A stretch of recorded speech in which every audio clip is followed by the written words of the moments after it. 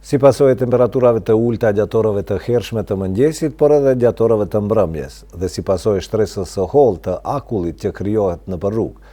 Gjatë 7 ditëve të fundit, 10 persona kanë pësuar me lëndime nga rrëshqitjet në rrugë.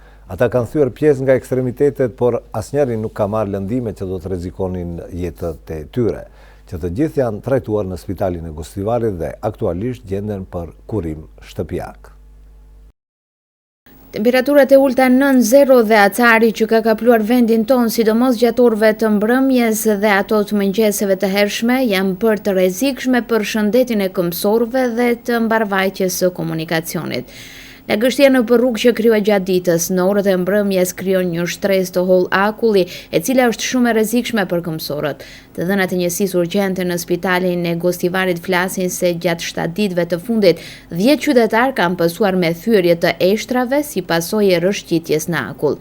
Drejtori i spitalit të Gostivarit Ylber Ademi thotë se të gjithë pacientët janë trajtuar në mënyrë të suksesshme këtu në spitalin ton dhe të gjithë gjenden për kurim shtëpiak. Ai thotë se në këtë periudhë të vitit është e natyrshme përsëritje e kësaj dukurie për çdo vit.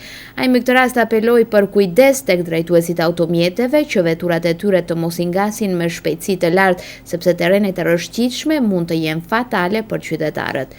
Temperaturat e ulta dhe shtresa e borës që ra para ca ditësh kanë ndikuar që automjetet të rrëshqasin dhe në kushte të tilla mund të vi deri tek ndonjë aksident dhe të rrezikohet jeta e këmbësorëve. Andaj luten qytetarët që të kenë kujdes me qarkullimin e tyre dhe të reduktojnë daljet e panevojshme nëpër rrugë për shkak të shtresës së hollë të ngritave që krijon acari shkaktuar nga temperaturat e ulta. Sidomos i këshillojmë qytetarët e moshës së tretë, por edhe fëmijët që të mos dalin pa arsye, ndërsa ata që e kanë jetën më dinamike dhe kanë patjetër të dalin, i sugjerojmë për kujdes, thon nga kjo njësi.